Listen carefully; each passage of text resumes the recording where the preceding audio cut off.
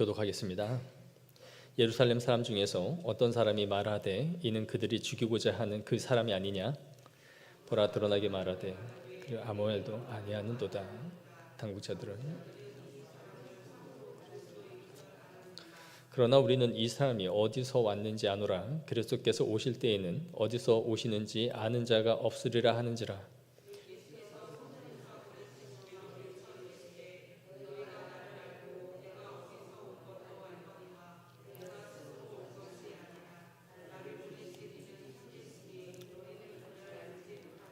나는 아노니 이는 내가 그에게서 났고 그가 나를 보내셨음이라 하시니.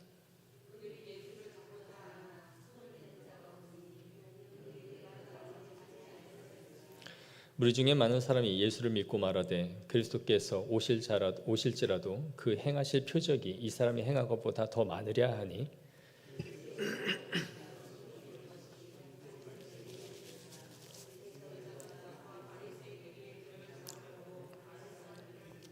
예수께서 이르시되 내가 너희와 함께 조금 더 있다가 나를 보내신 이에게로 돌아가겠노라.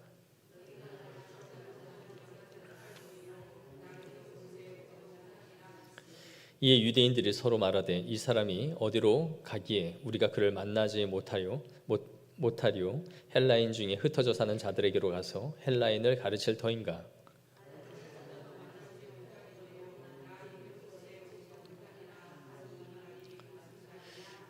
명절 끝날 곧 큰 날에 예수께서 서서 외쳐 이르시되 누구든지 목마르거든 내게로 와서 마시라.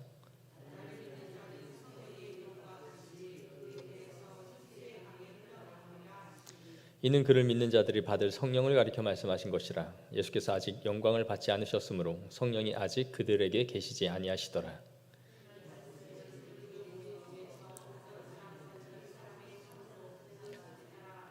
어떤 사람은 그리스도라 하며 어떤 이들은 그리스도가 어찌 갈릴리에서 나오겠느냐.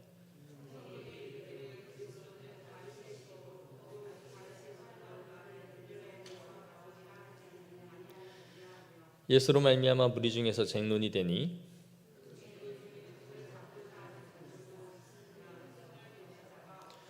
아랫 사람들이 대제사장들과 바리새인들에게로 오니 그들이 묻되 어찌하여 잡아오지 아니하였느냐.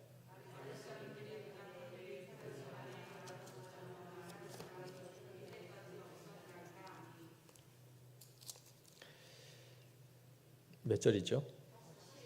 네, 죄송합니다. 바리새인들이 대답하되 너희도 미혹되었느냐? 율법을 알지 못하는 이 무리는 저주를 받은 자로다.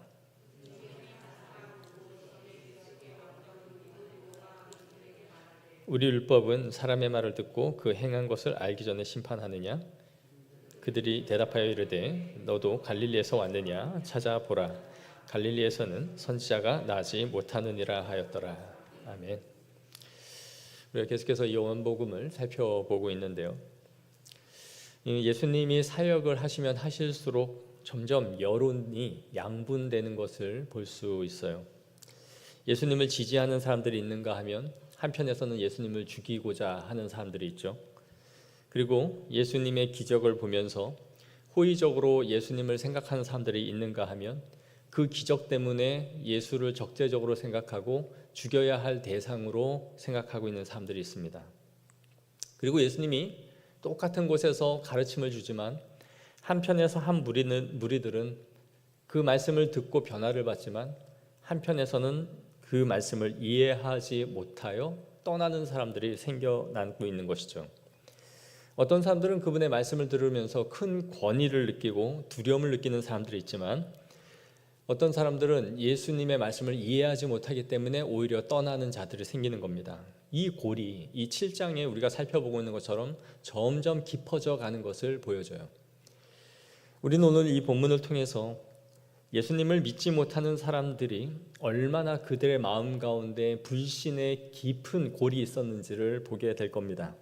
그리고 이들이 말씀을 들으면서도 왜 이들이 믿음의 문 안으로 들어가지 못하고 결국에는 걸려 넘어지게 되는지 그것을 보게 될 거예요.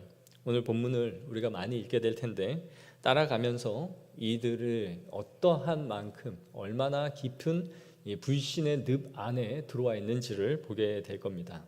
우리 11절, 12절 앞에 있는 구절인데 거기서 앞에 보시면 명절 중에 유대인들이 예수를 찾으면서 그가 어디 있느냐 하고 예수에 대하여 무리 중에서 수군거림이 많아 어떤 사람은 좋은 사람이라 하며 어떤 사람은 아니라 무리를 미혹한다 하나. 무리들 중에 앞에서 의견이 지금 분분하게 나뉘고 있음을 보여줘요. 그러나 13절에 그러나 유대인들을 두려워함으로 드러나게 그에게 대하여 말하는 자가 없더라. 긍정적인 생각을 예수님에 대해서 갖고 있는 사람들, 혹시 저 사람이 메시아일지도 모른다라는 생각을 갖고 있었던 사람들은 오히려 드러내놓고 말을 하지 못했어요. 왜냐하면 잘못 말했다가는 산헤드린 공의회에 의해서 유대교에서 출교를 당할 수 있는 일이 벌어질 것을 두려워했던 것이죠. 자, 31절 넘어가서 보겠습니다. 무리 중에 많은 사람이 예수를 믿고 말하되 그리스도께서 오실지라도 그 행하실 표적이 이 사람이 행한 것보다 더 많으랴. 또 이제 무리 중에 어떤 사람들이 하는 말들이에요. 예수님을 보면서 그분이 오실 메시아가 아닌가 하는 생각을 했던 거죠. 그분이 행하시는 이 표적을 보면 그분이 정말 메시아일 수밖에 없겠다라는 생각이 들었던 거예요. 하지만 이들을 믿지 못하게 하는 사실이 하나가 있었습니다. 그게 뭔가요? 본문에서 계속 말하고 있는 예수님의 출신 성분이었습니다. 오늘 본문에 예수님이 이제 성전에 앞에서 은밀히 올라가셨고 그곳에서 가르쳤어요. 그러자 예루살렘에 있던 어떤 사람들이 버젓이 성전에서 예수님의 말씀을 가르치는 것을 보면서 의아하게 생각합니다. 25절에 보시면 어떤 사람이 말하되 이는 그들이 죽이고자 하는 그 사람이 아니냐. 우리가 알기로는 로마 당국자들이 예수님이 이 초막절에 성전에만 올라왔다 하면 죽이려고 지금 벼르고 있는 걸로 알고 있는데 저 예수가 성전에 와서 버젓이 사람들에게 가르침을 주고 있으니까 이 사람들이 저 예수 지금 당국자들이 노리고 있는 그 사람 아니야 라고 생각한 거죠.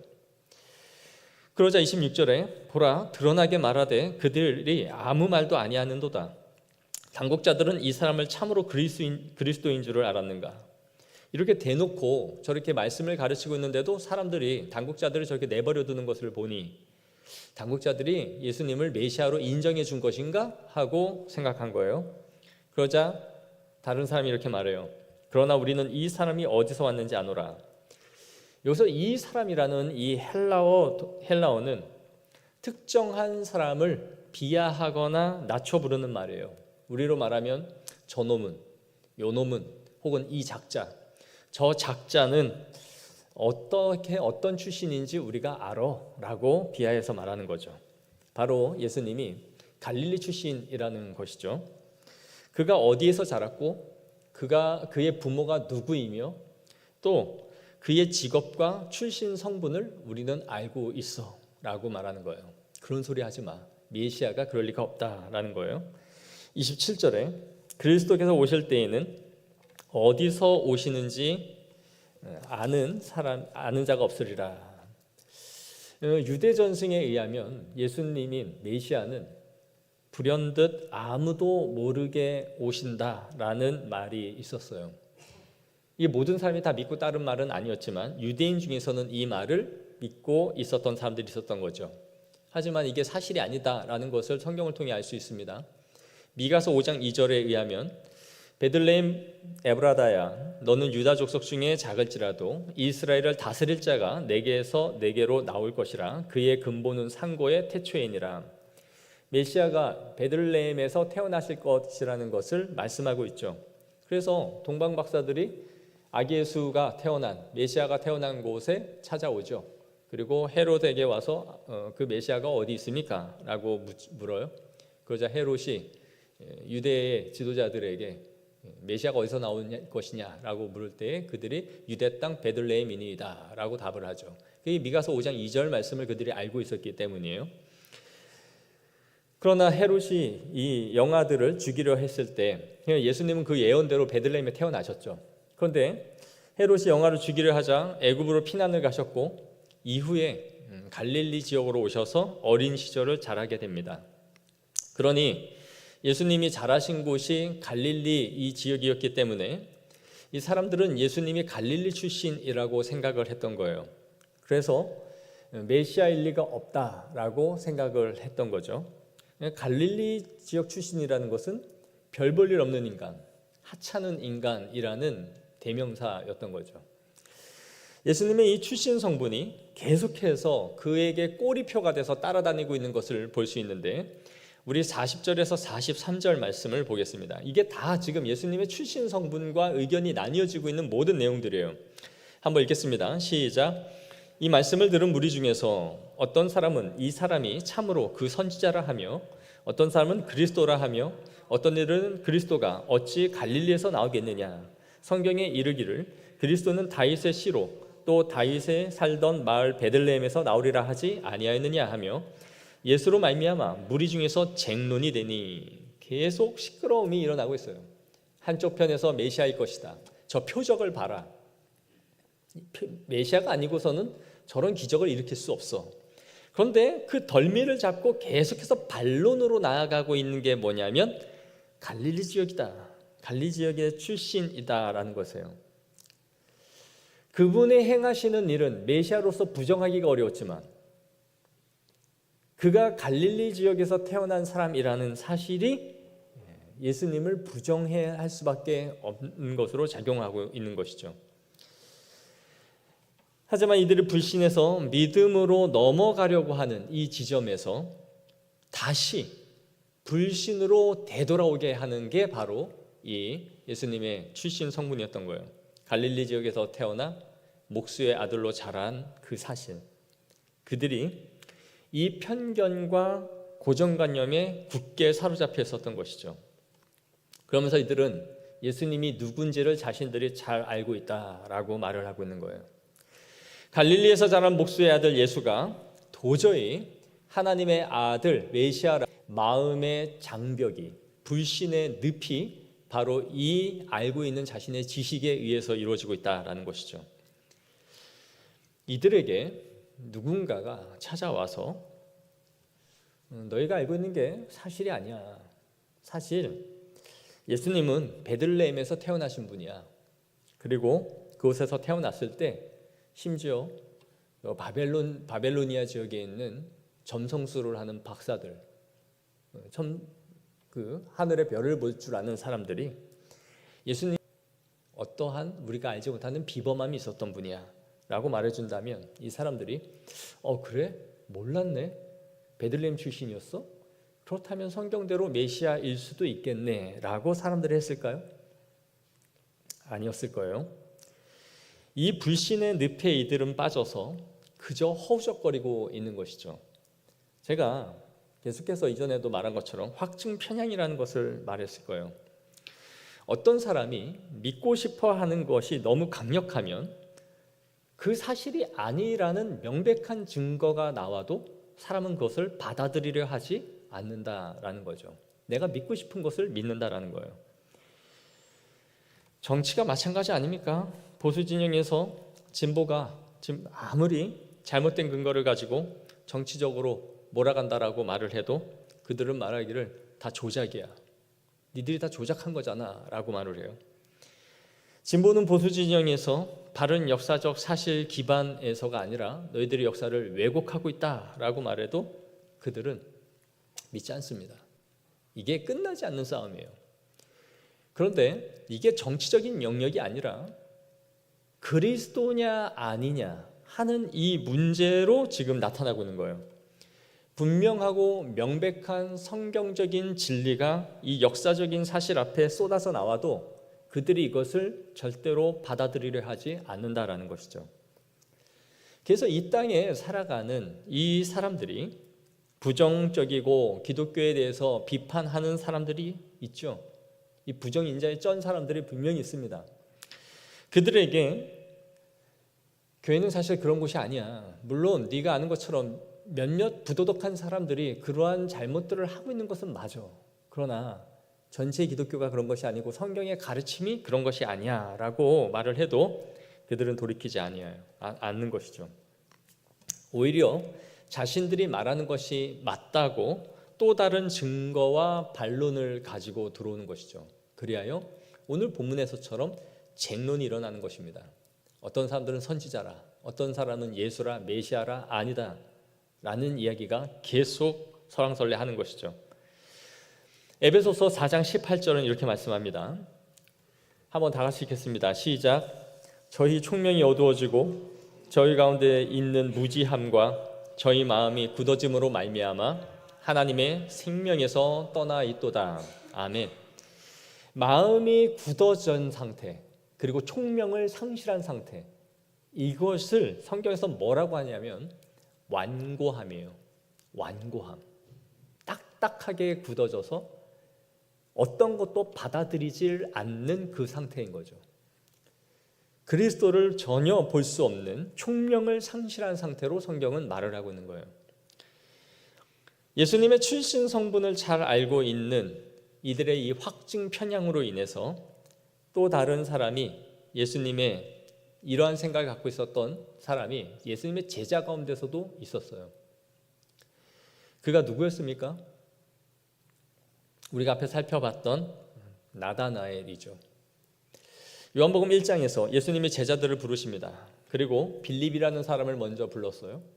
빌립은 자신의 동네 친구인 나다나엘에게 가서 내가 메시아를 만났다라고 말을 해요. 그러자 빌립이 가서 메시아를 만났다라고 하니까 나다나엘이 뭐라고 합니까? 그 반응이 아주 시큰둥했습니다. 나사렛에서 무슨 선한 것이 나올 수 있겠느냐라는 말을 했어요. 그도 여기에 나오는 이 본문에 여느 유대인들과 다르지 않은 반응을 했던 거죠. 나사렛에서는 그런 사람이 나올 수가 없어 라고 확증 편향적 말을 한 거죠. 그런데 이 나다나엘이 예수님을 만나고 나서 어떻게 고백을 합니까? 당신은 하나님의 아들이시오, 당신은 이스라엘의 임금이로소이다. 완전히 그의 고백이 바뀌어지는 것을 보여주는 거죠. 똑같이 확증 편향적이고 유대인의 그 갈릴리 출신 나사렛이라는 것에 전혀 메시아가 나올 수 없다라고 믿었던 나다나엘이 완전히 다른 고백을 한 것입니다. 차이가 무엇입니까? 이들은 예수님을 안다라고 말을 해요. 역시 나다나엘도 예수님에 대한 출신 성분을 알았습니다. 인간적인 것을 알았던 거죠.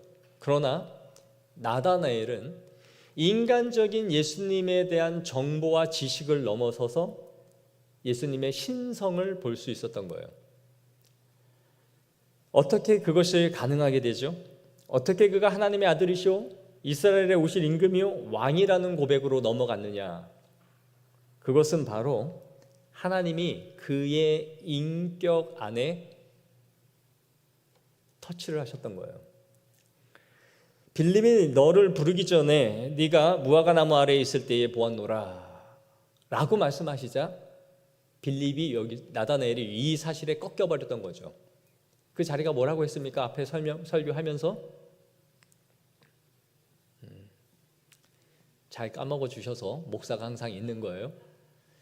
메시아를 기다리던 자리, 무화과 나무 아래에서 경건한 유대인들은 오실 메시아를 묵상하는 곳이 바로 무화과 나무 아래였다라는 거죠. 이건 아무도 몰랐던 거죠. 나다나엘만은 하나님과의 교제를 나누는 그 자리였던 거예요. 그런데 하나님이, 예수님이 이것을 지금 언급하신 거죠. 너가 항상 그곳에서 뭘 했느냐? 메시아인 나를 기다렸지 않냐? 빌립이 너를 부르기 전부터 나는 네가 기다리고 있는 그 자리에 있었던 그 메시아란다. 거기서 꺾여버린 거죠. 이들이 예수님을 안다라고 말을 해요. 그런데 예수님이 저들을 모릅니다.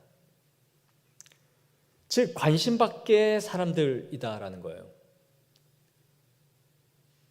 똑같이 나다나엘이라는 제자나 지금 여기에 모인 이 무리들이나 예수님에 대한 지식은, 인간적인 지식은 다 알고 있어요.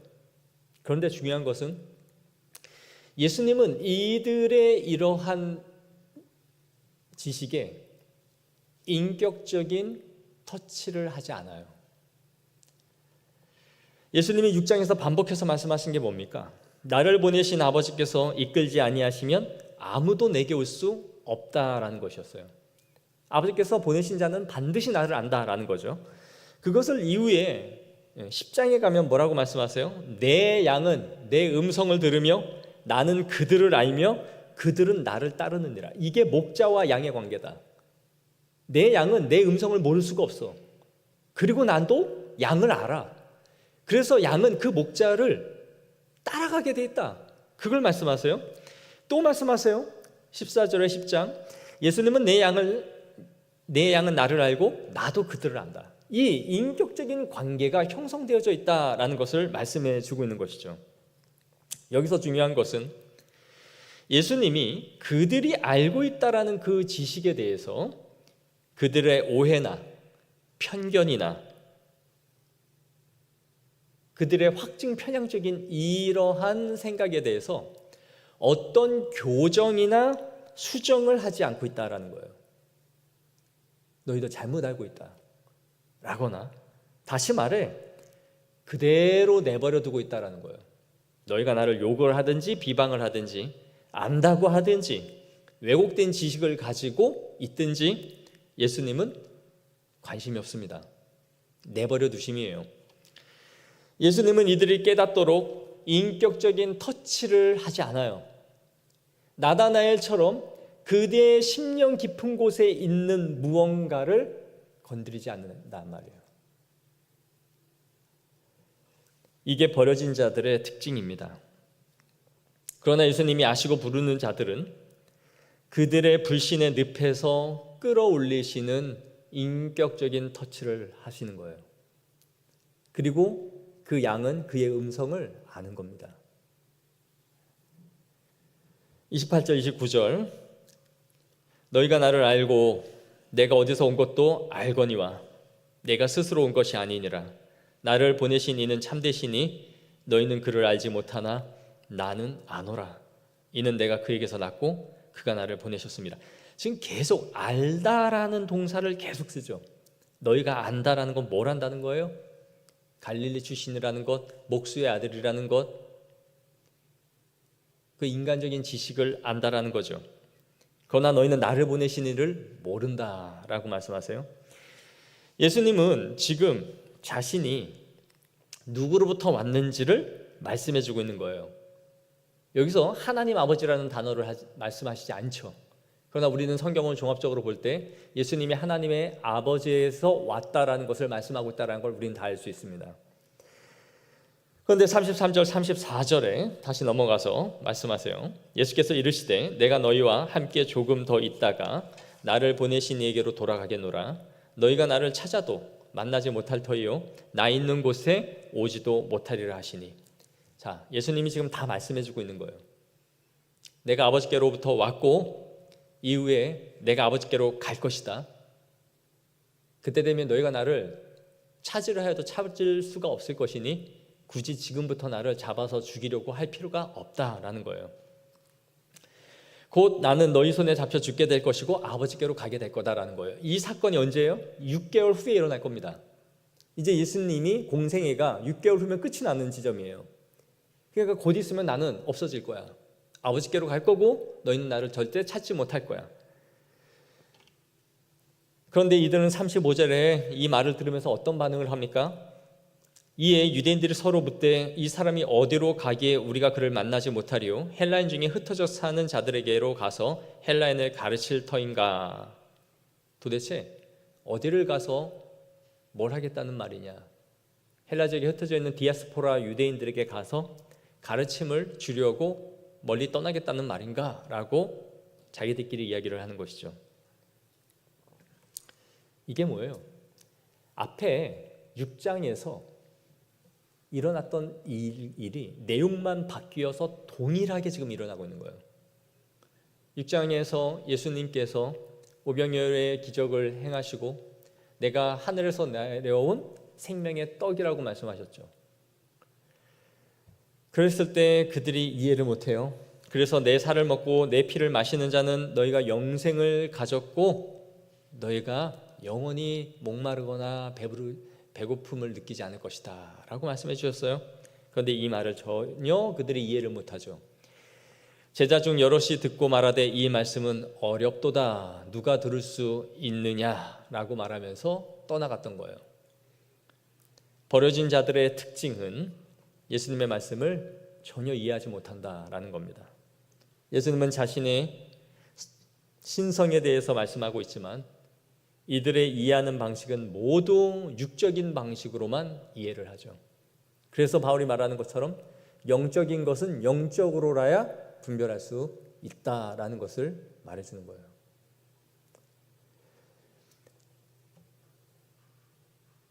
이들이 더욱 비참한 이유가 무엇입니까? 이들의 진정한 비참함은 자신들이 예수님을 안다라고 말하고 있다는 거예요. 모른다고 한다면 배울 수야 있을 텐데 전부 다 예수에 대해서 안다라고 말하고 있다는 거죠. 나는 저가 누군지 안다.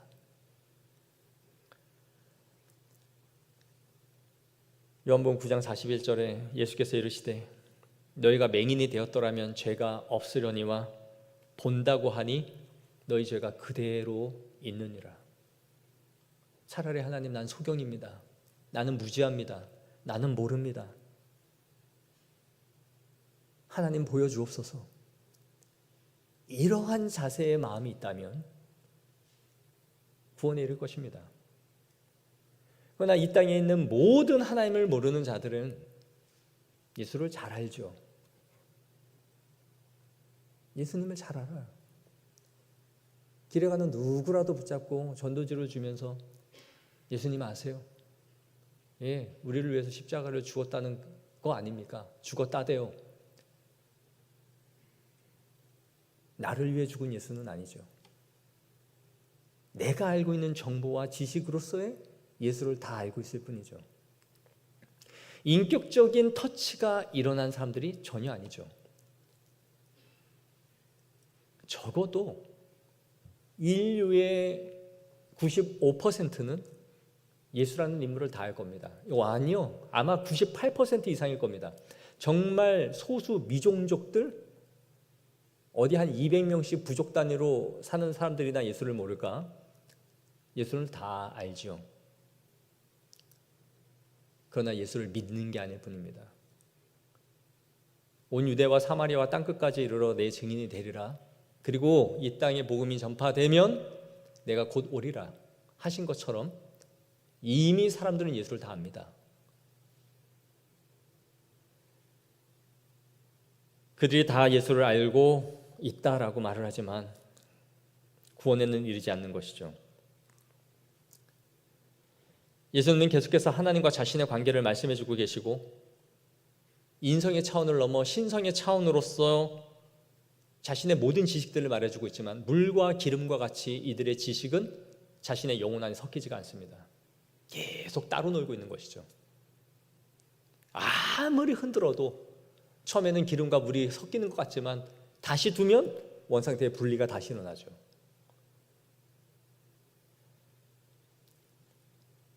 이 무서운 불신의 늪이 빠져들어가 있기에 그리스도를 보지 못하는 거예요.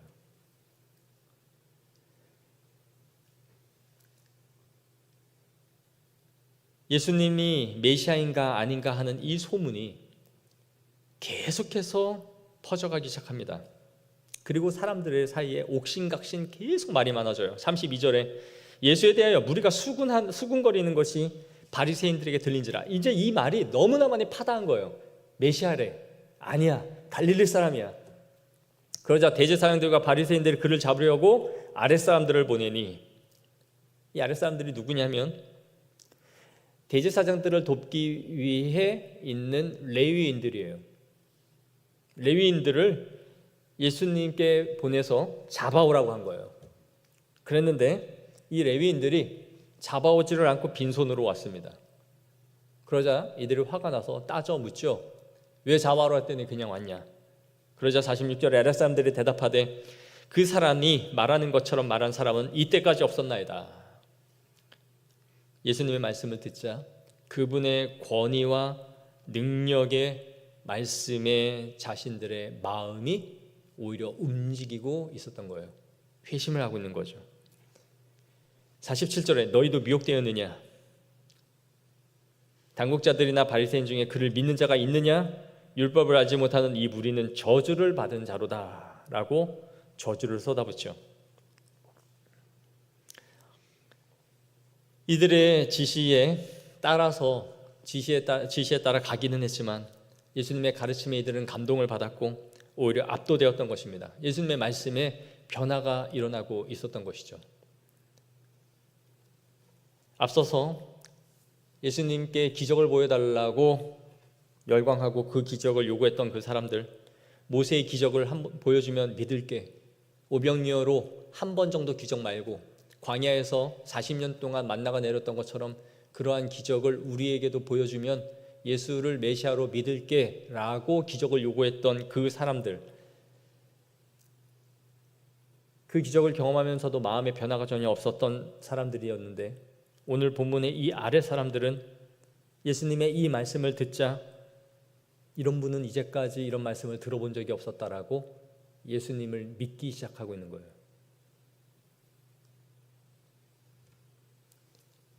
보여집니까? 안 믿는 놈은 기적을 10번, 12번을 체험해도 안 믿는 거예요. 그러나 믿는 자들은 하나님의 예수님의 말씀만 듣고도 변화되는 거죠.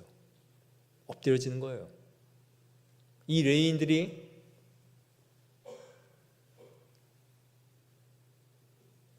그 떡을 먹고 그들의 기적을 체험하는 무리였을까요? 성전에 있었을 텐데요.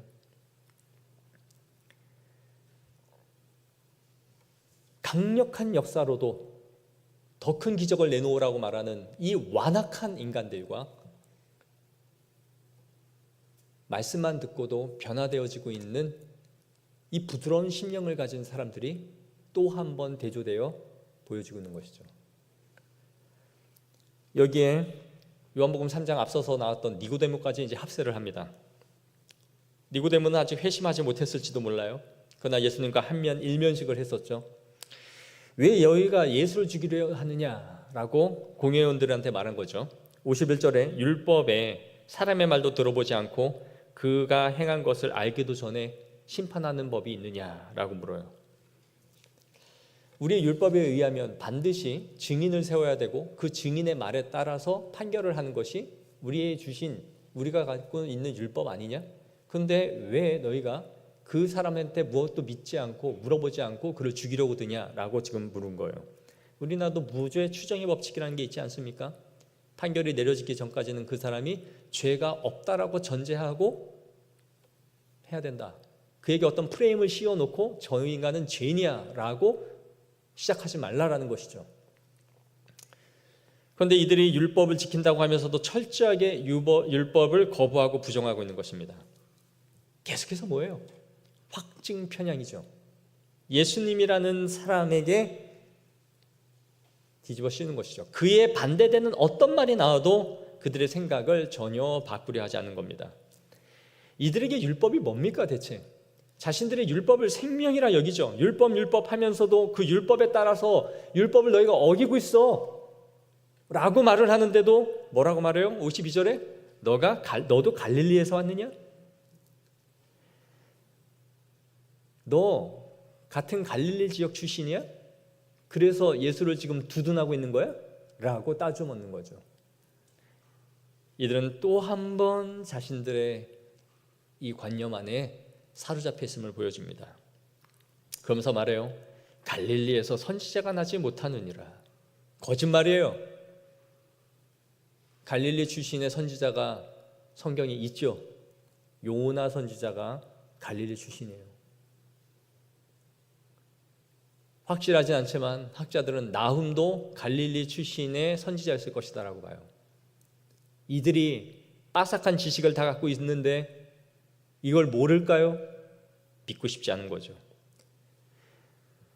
그러니 이들은 예수님을 기승전 부정하겠다, 죽이겠다라는 것 외에는 없는 것입니다. 이 세상에 예수님을 믿지 않고자 하는 자들, 예수님이 역사 가운데 계시다라는 것이 고중문헌 가운데 더 많은 것이 고고학자들에 의해서 밝혀지고 성경에 있었던 사실들이 고고학자들에 의해서 바벨론 사건이나 노아의 방주가 눈앞에 나오고 심지어 아직까지 발견되지 않은 10개의 법궤가 튀어나오고 향로가 튀어나오고 성막이 실제 존재했었다라는 것이 나온다면, 아직 한 번도 발견 안 됐습니다. 역사 가운데 성막에 관련된 게 한 번도 나오지 못했어요. 그리고 예수님의 성배가 마지막 날 제자들과 함께 먹고 마셨던 그 잔이 발견된다면, 아, 하나님은 정말 계셨구나, 이 역사적인 자료가 있는데 우리가 어찌 안 믿을 수 있으랴 하면서 사람들이 회개의 역사가 일어날까요? 아니요. 하나님의 말씀이 확증되지 않아서도 아니고 그 증거가 부족해서도 아닙니다. 인간 안에 있는 완악함이 그 사실을 부정하고 싶은 것이고 끝까지 부정할 거예요. 우리에게 과학적이고 성경적인 지식이 부족하고 그것이 납득이 가지 않아도 주님의 음성을 들을 수 있는 주님의 양들은 그의 음성을 듣는 줄 믿습니다. 얼마나 이 본문은 아이러니를 보여줍니까? 아랫사람들이래요. 그러면은 윗사람들은 누군데요? 윗사람이 누굽니까? 대제사장과 서기관들 아닙니까? 아래 것들은 하나님을 아는데, 예수님을 아는데 윗 것들은 하나님을 모르는 걸로 보여주고 있는 거죠. 얼마나 비웃고 있는 겁니까? 아래 것들은 하나님을 아는 지식을 가지고 구원에 이르고 하나님을 안다라고 말하는 대제사장 것들은 하나님을 몰라요. 예수님을 믿지 않는단 말이죠. 사랑하는 성도 여러분, 너희 중에 누구든지 이 세상에서 지혜 있는 줄로 생각하거든 어리석은 자가 되라. 그리하여야 지혜로운 자가 되리라. 그러므로 어리석은 자가 되지 말고 오직 주의 뜻이 무엇인가 이해하라. 하나님을 아는 지식, 그분에게 모든 구원이 있음을 믿고 엎드리는 그가 지혜로운 자요, 하나님이 이끄시는 사람인 줄 믿습니다. 이 세상에 얼마나 지혜로운 사람들이 많이 있습니까? 교수요, 장관이요, 내노라 하는 대학에 나와 최고의 기업에 들어가 연봉을 1억 이상씩 받고 어디서든 스카웃이 될 만한 날고 기는 사람들이 수두룩하죠.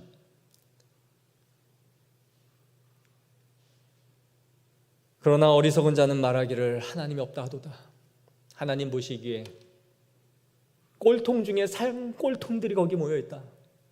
가장 아둔하고 가장 미련하며 세상에 지혜롭다 하나 가장 어리석은 자로다.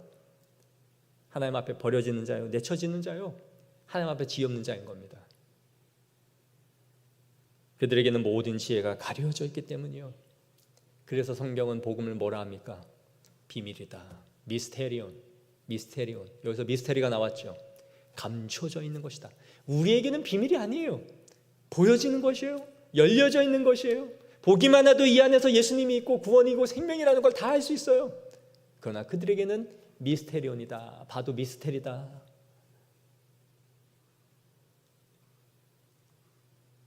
마치 미스테리 영화를 보는 것처럼 범인이 누군지를 아리가리하고 못 찾아내는 것처럼 그들은 미스테리인 예수님인 것이죠.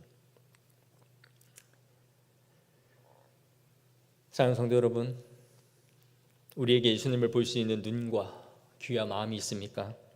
그분은 나의 구세주요, 내세와 현세의 복의 근원이 되시며 우리의 유일한 생명이시자 생명을 주실 수 있는 분이심을 믿습니까? 그렇다면 너희 눈은 봄으로 너희 귀는 들음으로 복이 있도다. 아멘. 이 말씀을 우리에게 선포하시는 거예요. 너희 눈은 봄으로 너희 귀는 들음으로 복이 있도다. 여러분은 한량없는 은혜와 하나님의 사랑을 입은 사람들입니다. 이것이 얼마나 큰 축복인지를 알아야 돼요. 대제사장도 이루지 못한 그 지식,